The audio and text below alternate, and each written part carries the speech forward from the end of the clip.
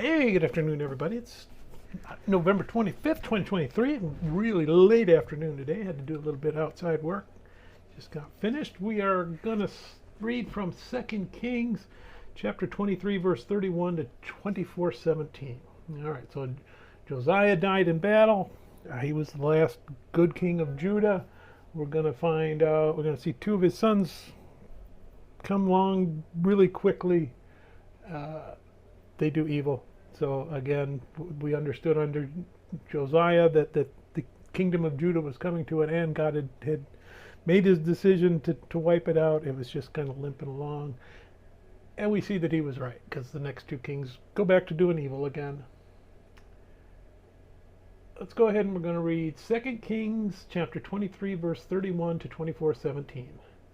Jehoaz was 23 years old when he became king, and he reigned 3 months in Jerusalem. His mother's name was Hamutal, the daughter of Jeremiah of Libnah, and he did evil in the sight of the Lord, according to all that his fathers had done. Now Pharaoh Necho put him in prison at Rebalah in the land of Hamath, that he might not reign in Jerusalem. And he imposed on the land a tribute of 100 talents of silver and a talent of gold. Then Pharaoh Necho made Eliakim, the son of Josiah, king in place of his father Josiah, and changed his name to Joachim. And Pharaoh took Jehoaz and went to Egypt, and he died there. So Joachim gave the silver and the gold to Pharaoh, but he taxed the land to give money according to the command of Pharaoh. He exacted the silver and the gold from the people of the land, from everyone according to his assessment, to give it to Pharaoh Necho. Joachim was 25 years old when he became king, and he reigned 11 years in Jerusalem. His mother's name was Zebudah, the daughter of Pedaiah of Rumah, and he did evil in the sight of the Lord, according to all that his fathers had done. In his days, Nebuchadnezzar, king of Babylon, came up, and Joachim became his vassal for 3 years. Then he turned and rebelled against him, and the Lord sent against him raiding bands of Chaldeans, bands of Syrians, bands of Moabites, and bands of the people of Ammon. He sent them against Judah to destroy it, according to the word of the Lord, which he had spoken by his servants the prophets.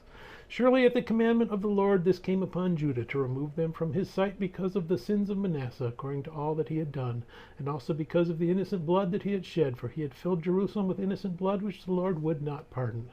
Now the rest of the acts of Joachim and all that he did, are they not written in the book of the Chronicles of the kings of Judah? So Joachim rested with his fathers. Then Joachim his son reigned in his place.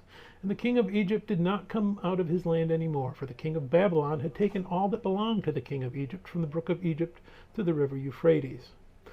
Joachim was 18 years old when he became king, and he reigned in Jerusalem 3 months. His mother's name was Nehushta, the daughter of Elnathan of Jerusalem, and he did evil in the sight of the Lord, according to all that his father had done. At that time the servants of Nebuchadnezzar, king of Babylon, came up against Jerusalem, and the city was besieged. Nebuchadnezzar, king of Babylon, came against the city as his servants were besieging it. Then Joachim, king of Judah, his mother, his servants, his princes, and his officers went out to the king of Babylon. And the king of Babylon, in the 8th year of his reign, took him prisoner. And he carried out from there all the treasures of the house of the Lord, and the treasures of the king's house, and he cut it in pieces, all the articles of gold which Solomon king of Israel had made in the temple of the Lord, as the Lord had said. Also he carried into captivity all Jerusalem, all the captains, and all the mighty men of valor, 10,000 captives, and all the craftsmen and smiths. None remained except the poorest people of the land.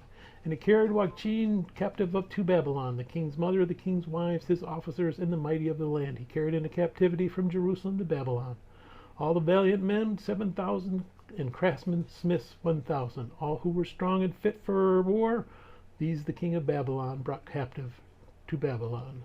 May God bless the reading of his word. May God bless you. Bye. All right, hey, Christmas decorations are up. Hooray, Merry Christmas. In about a month.